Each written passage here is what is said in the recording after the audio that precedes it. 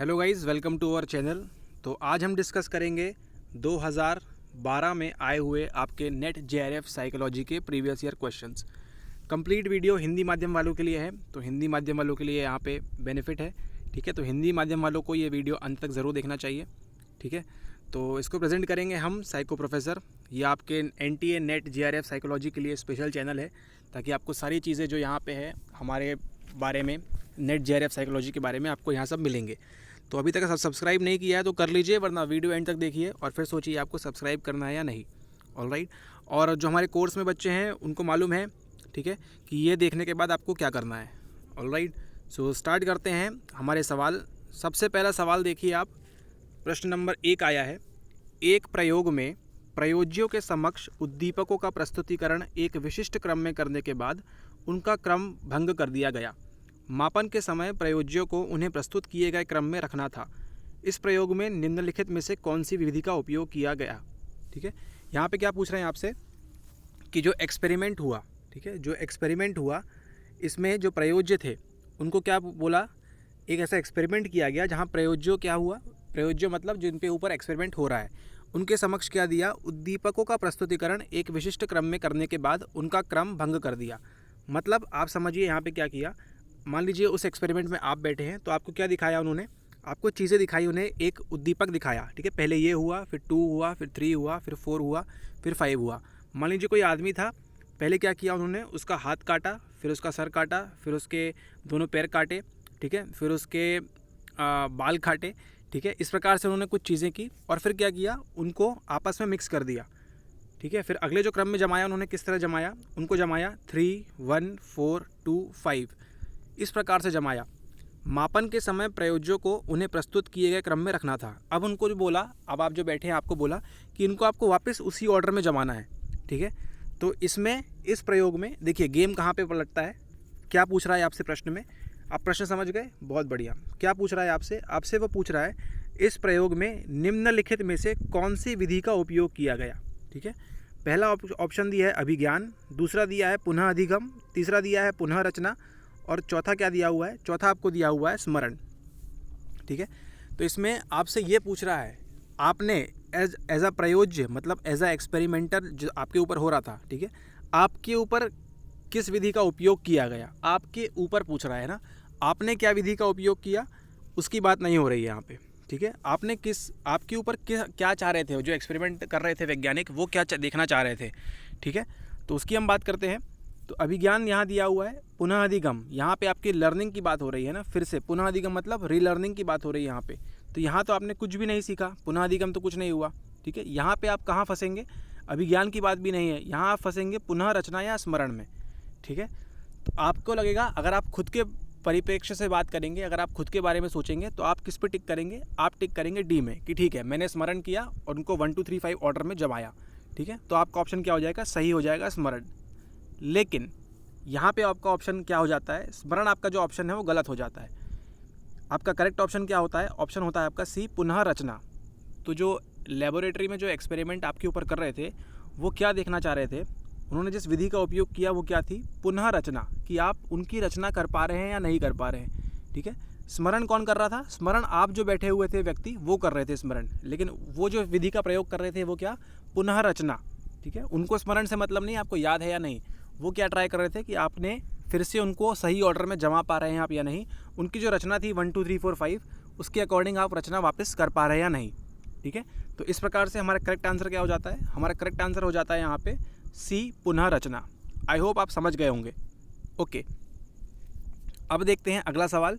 मनुष्य के कान सामान्यतः कितनी दूरी तक की आवाज़ सुन सकते हैं। तो इसका आंसर आप कमेंट करके बता सकते हैं, काफ़ी ईजी सा सवाल है ये। ठीक है, तो इसका आंसर आप करके बता सकते हैं, आपको ये मिल जाएगा किसी भी जगह पे। ठीक है, गूगल भी करेंगे तो आपको मिल जाएगा। थोड़ा सा यहाँ डिप्लोमेटिक आंसर दिया हुआ है, ठीक है, इसलिए इस पर ज़्यादा बात नहीं करेंगे। अगर ऐसा सवाल आता है तो आपको एक चीज़ पे तो टिक करना ही है। ऑलराइट, चलिए आप ये समझ गए ना पुनः रचना क्या है। उनने देखना चाह रहे थे कि आपने रचना वापस कर पा रहे हैं या नहीं। लर्निंग की बात नहीं हो रही यहाँ पे, क्योंकि आपने कुछ नया नहीं सीखा, आपने सिर्फ क्या किया, उनका ऑर्डर को रिप्लेस किया, ऑर्डर को जमाया। ठीक है, ओके, अब यहाँ देखते हैं अगला प्रश्न है। व्यक्तित्व के सिद्धांत दिए हुए हैं आपको और केंद्र बिंदु क्या थे उनकी बात हो रही है। ठीक है, PQRS में दिया हुआ है आपको व्यक्तित्व के सिद्धांत किसने दिए, और केंद्र बिंदु क्या रहा है उन सिद्धांतों का, उसकी बात हो रही है। ठीक है, तो अगर आपको सिर्फ एक चीज़ मालूम है इसमें तो आप ऑप्शन तक पहुंच जाएंगे। ठीक है, वो चीज़ क्या है देखते हैं। व्यवहारवादी के सामने दिया हुआ है स्वधारणा, मनोगति के सामने दिया हुआ है आदतें, जैविक के सामने दिया हुआ है बालपन स्थिरीकरण, और मानवतावादी में दिया हुआ है जीन्स का वंशानुगत होना। तो जैसे ही आपने देखा जीन्स, ठीक है, आपके सामने क्या खेलना चाहिए, X Y chromosome. X Y chromosome की बात हमेशा कौन करेगा, जो जैविक वाला होगा, है ना। बायोलॉजिकल साइकोलॉजी में जब भी बात होगी जीन्स की बात होगी ना, जीन्स क्या वंशानुगत होते हैं, उनका क्या अनुक्रम होता है, उसकी बात कौन करेगा, उनकी बात करेगा जीन्स। जैविक वाला करेगा किसकी बात, जीन्स का वंशानुगत होने की बात करेगा। व्यवहारवादी को कोई मतलब नहीं है आपके जीन्स में क्या हो रहा है, मनोगतिक वाले को भी कोई मतलब नहीं है, ठीक है, मानवतावादी को भी कोई मतलब नहीं, मतलब किसको है, सिर्फ जैविक वालों को। तो जब भी जैविक की बात होगी, सिद्धांत की बात होगी, क्या होगा हमारा, बायोलॉजिकल बातें होंगी, जीन्स की बातें होंगी, क्रोमोजोम की बातें होंगी, है ना। ठीक है, तो आपको क्या मालूम पड़ गया, आपको मालूम पड़ गया कि आर के साथ 4 जाएगा। ठीक है, तो आर के साथ आपने देखा 4 जाएगा ऑप्शन ए में, तो बी आपका कैंसिल हो जाता है, और आर जाएगा अगला किस में, डी में, सॉरी सी में, तो आपका डी कैंसिल हो जाता है। ठीक है, आपके पास बचते हैं ऑप्शन कौन कौन से, आपके पास ऑप्शन बचते हैं यहाँ पे ए और सी, या तो ए सही है या सी सही है। ठीक है, अब देखते हैं अगला, आपको मालूम है आर के साथ 4 जाएगा, ये आप क्लियर हो गए। अगला देखते हैं, अगला क्या दिया हुआ है, अगला दिया हुआ है आपको, चलिए आपको मनोगतिक नहीं मालूम है, आपको मानवतावादी नहीं मालूम है, लेकिन व्यवहारवादी तो आपको मालूम है। व्यवहारवादी क्या करते हैं, आपकी व्यवहार देखते हैं, और व्यवहार किस पे डिपेंड करता है, हमारी आदतों पे डिपेंड करता है। ठीक है, आपकी आदतों पे डिपेंड करेगा व्यवहारवादी का। तो पी के साथ क्या जाएगा, 2 जाएगा।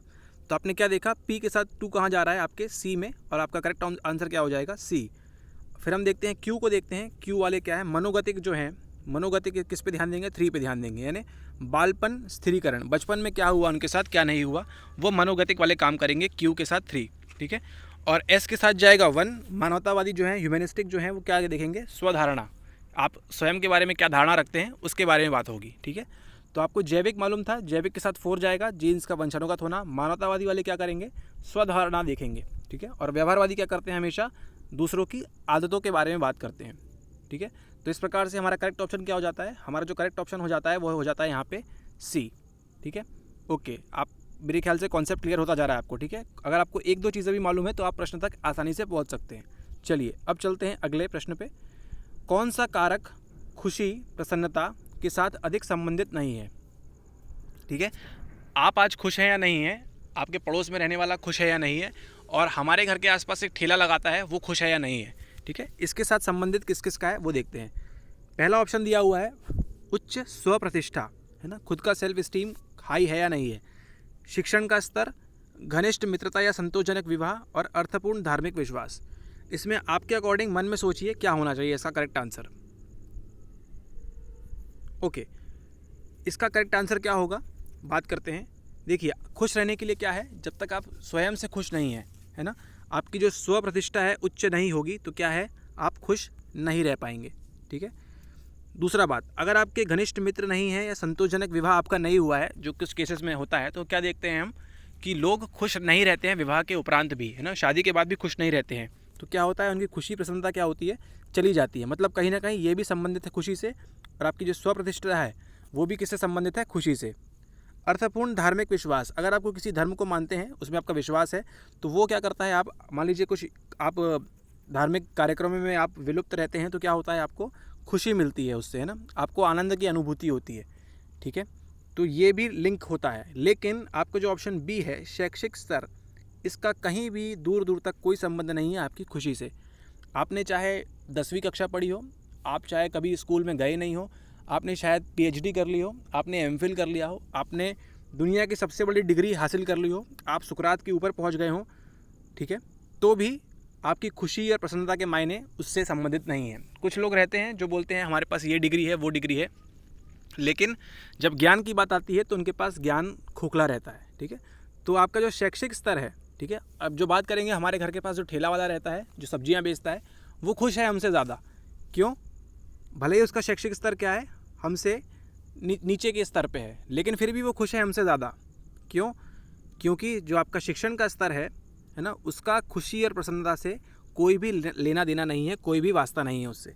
ठीक है, ओके, ठीक है, आप ये समझ गए कि इसका कोई भी वास्ता नहीं है हमारे शिक्षण के स्तर से।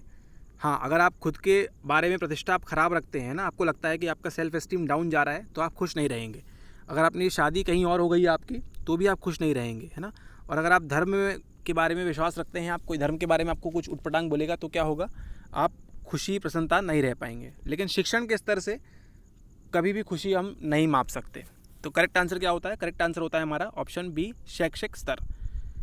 अब देखते हैं अगला प्रश्न, 19 नंबर दिया हुआ है। MMPI जो है, स्केल्स की जब भी बात होगी, MMPI और जो भी स्केल्स हैं हमेशा इंपॉर्टेंट रही हैं, ठीक है। तो यहाँ देखते हैं, एक मनस्तापी व्यक्ति मतलब एक पागल व्यक्ति, एक साइको व्यक्ति को संभवतः किस MMPI 2 स्केल पर उच्चतम अंक प्राप्त होंगे? या वो अवसादित है तब जब डिप्रेशन में, हिस्टीरिया में, उन्माद में या मनोविद्लता में, ठीक है। तो MMPI स्केल के बारे में पढ़ा है आपने, ठीक है। तो उसमें क्या होता है, आपको अंक दिए जाते हैं। तो सबसे ज़्यादा किस में वो देगा, आपको इन सब के बारे में मालूम होना चाहिए। अवसाद, हिस्टीरिया, मनोविद्लता और उन्माद, इनके बारे में क्या होना चाहिए, आपको मालूम होना चाहिए, ठीक है। आपने एक बीमारी सुनी है, मैं आपको इसका उत्तर नहीं बताऊंगा। आपने एक बीमारी सुनी है जिसको कहते हैं क्या, स्किज़ोफ्रेनिया, ठीक है। तो ये तो मालूम है आपको, स्किज़ोफ्रेनिया अवसाद नहीं है, हिस्टीरिया नहीं है।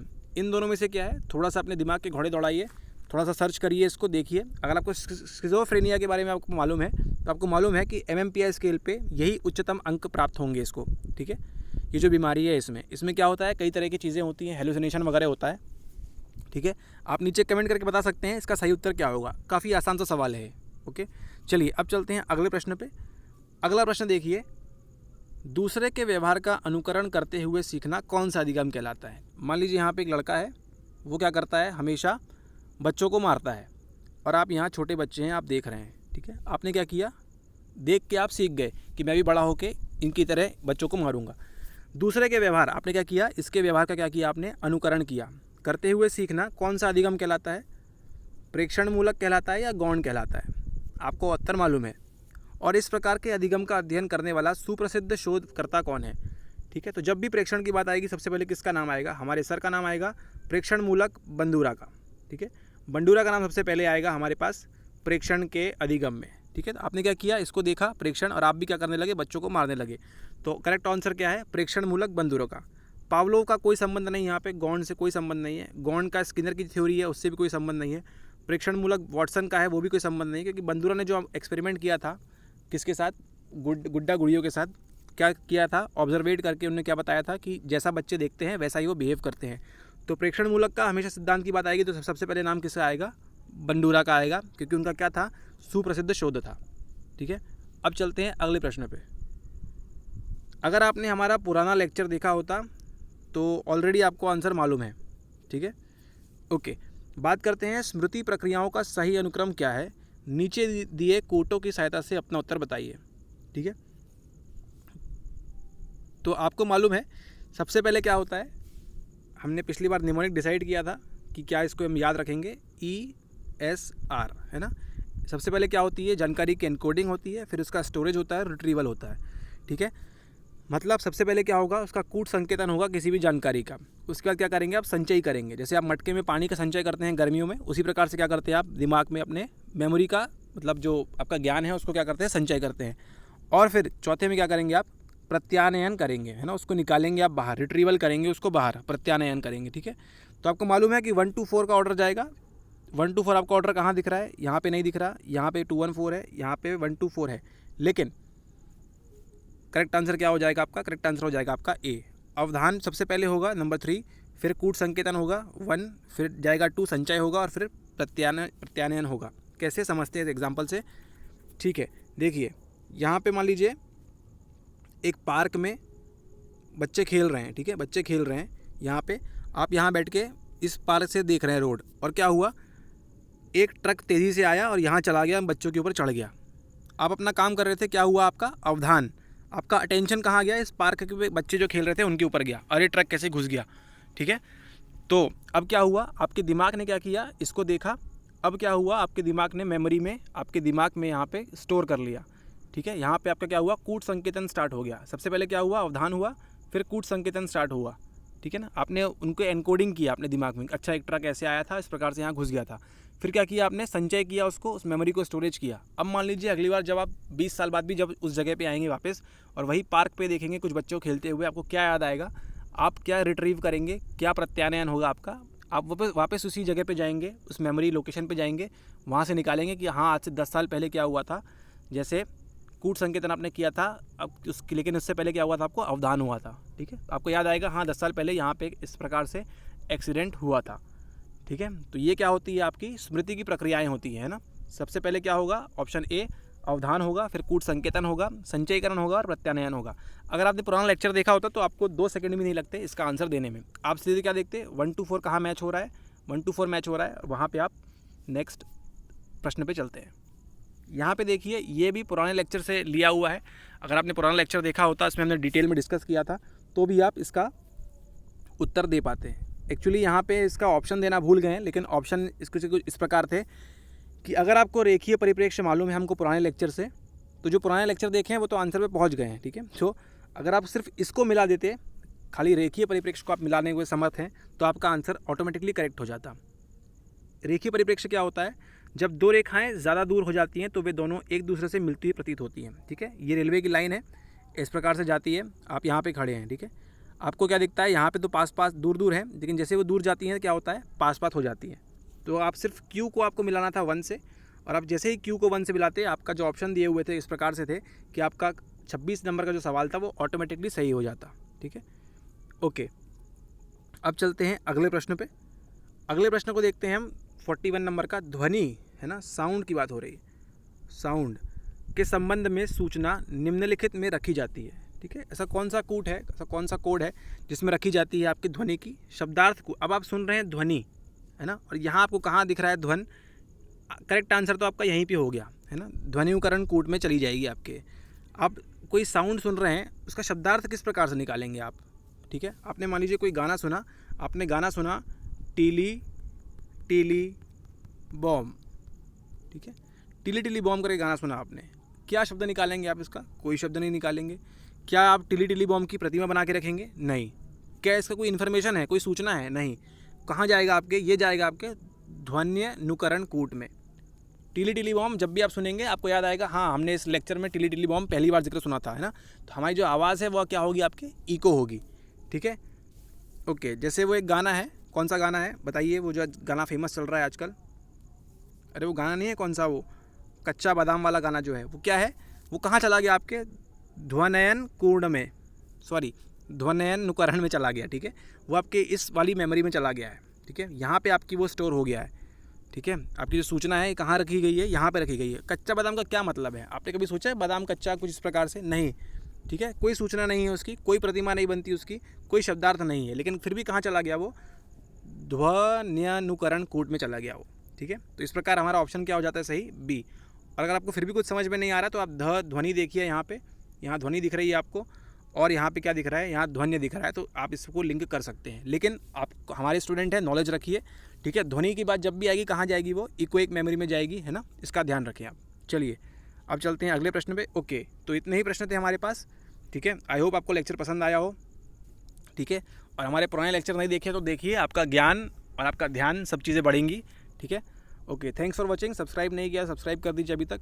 ओके, और अगर आप हमारे कोर्स में ज्वाइन होना चाहते हैं NTA दिसंबर के लिए तो हो सकते हैं। वैसे हमारे पास एक दो एडमिशन है, तो ऑलरेडी वो क्लियर करेंगे, नो डाउट, उसमें कोई डाउट नहीं है, वो ऑब्वियसली क्लियर करेंगे क्योंकि उनकी जो मेहनत कराई जाएगी नो डाउट वो क्लियर करेंगे। तो अगर आप भी ज्वाइन होना चाहते हैं तो हमारा व्हाट्सएप नंबर दिया हुआ है, उस पर आप ज्वाइन हो सकते हैं।